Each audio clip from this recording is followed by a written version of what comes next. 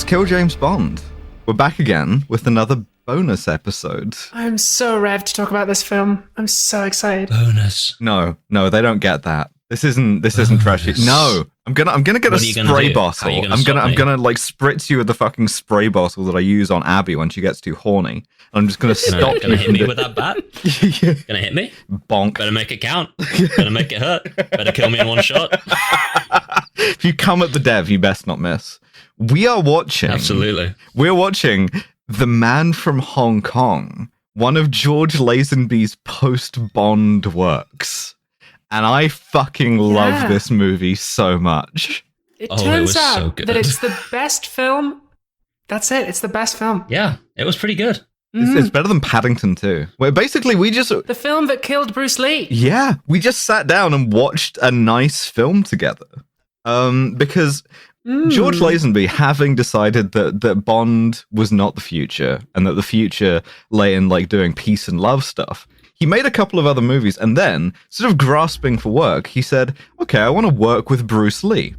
And Bruce Lee was quite receptive to this, and they arranged a meeting. And then the night before that meeting, Bruce Lee fucking died. You hate this, it when this was happens. like right when Bruce Lee's career was like right about to take off. Absolutely, was it Way of the Dragon? Height. Was about to come out and blow Enter the Dragon or something, yeah. Enter the Dragon, and so, Bruce Lee's last diary appointment, the next thing he was going to do the next day was meet with George Lazenby about this movie, The Man from Hong Kong. And I can only assume, therefore, that Bruce Lee was killed by time cops to deprive us of a universe where George Lazenby became the star he deserved to be. It's really incredible. So this film was part of the kind of like martial arts, not really exploitation, but martial arts film trend that is still going on, that Bruce Lee kicked off.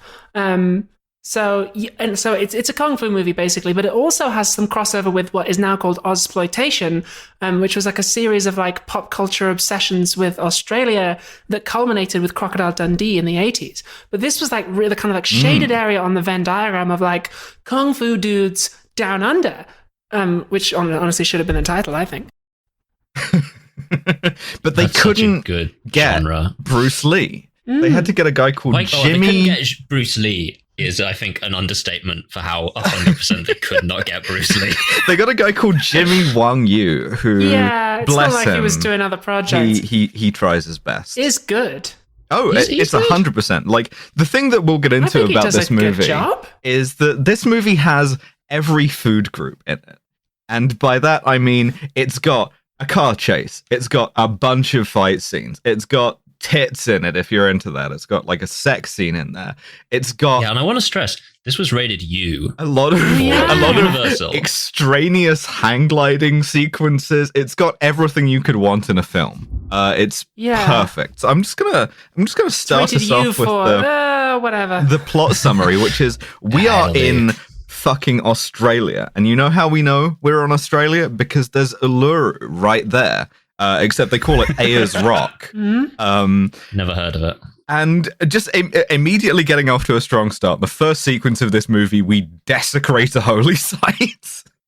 Oh, yeah. Oh, God, so these days, you cannot climb Uluru. They've finally, forbidden it. But that was due to the beliefs of the local indigenous people who are like, hey, this mountain is actually very sacred to us. Please do not just be walking on it. They were not shy about saying so even then. But these guys were like, no, we're going to do a kung fu fight on top of it, which they do. There's a drug deal that goes down, heroin, and this Australian narcotics guy who's wearing a fantastic double denim fit chases the courier up Uluru where they have a fight. One of them gets kicked down it. There's a helicopter chasing a car with the other guy. And so immediately you're engaged, right? You're just like, yes, I'm here for whatever this is. I logged the fuck on the instant I opened this. It was like, all right, instantly we have a cultural insensitivity of 7 for for the Anongu people who we are just desecrating a Dreamtime path. The actor straight up Uluru. The actor in Double Denim there also streaked naked on it in front of a group of tourists. So we may have to do like an 8. That wasn't in the film. Yeah. Was he just doing that for fun? No, he just on set. Yeah, just decided to take his clothes off and just run around on top of Allura. Okay. I'm gritting my teeth so as not to say dudes rock. So I will not be issuing a dudes rock on this. No, that's not a dudes rock moment. No, they arrest this guy, the courier, who is Chinese. He's from Hong Kong, and he speaks Cantonese. None of them speak Cantonese.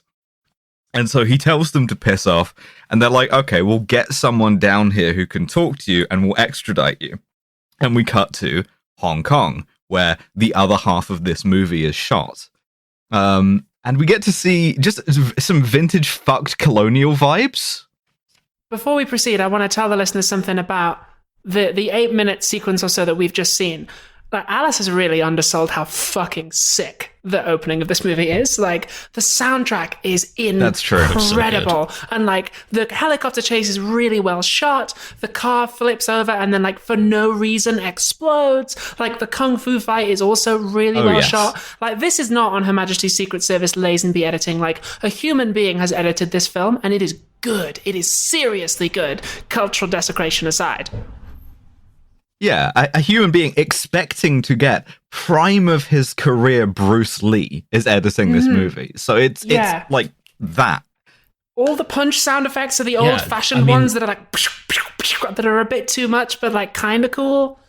Yeah, there's a lot of like flying kicks. It's great. Oh, 100%. You have several bits where there's like it's in slow motion, but the guy is still speaking in like standard motion, going for like 5 full seconds. Oh, it's so fucking good. It rules, honestly. By the way, I note last bonus episode was a film that Abby suggested, and Alice, you made sure to open by attributing blame. I have to give Dev the credit for this one. You're right. I meant to do that, and I forgot to. But you're absolutely right. This was your idea that we watch this, and I'm so grateful because it's a good film, and I enjoyed watching it. Thank you. A bunch of the stunt coordination was done by the same guy who ended up doing Mad Max in 79. Like, this was a movie that they had planned to have a fucking huge star. The guy who's getting beaten up on Uluru, that's Sammo Hung, right? Right? Did a bunch of shit on his own, but also stunt coordinator most famously for Jackie Chan. So absolutely, the heritage of this movie on the kung fu end is fucking up there.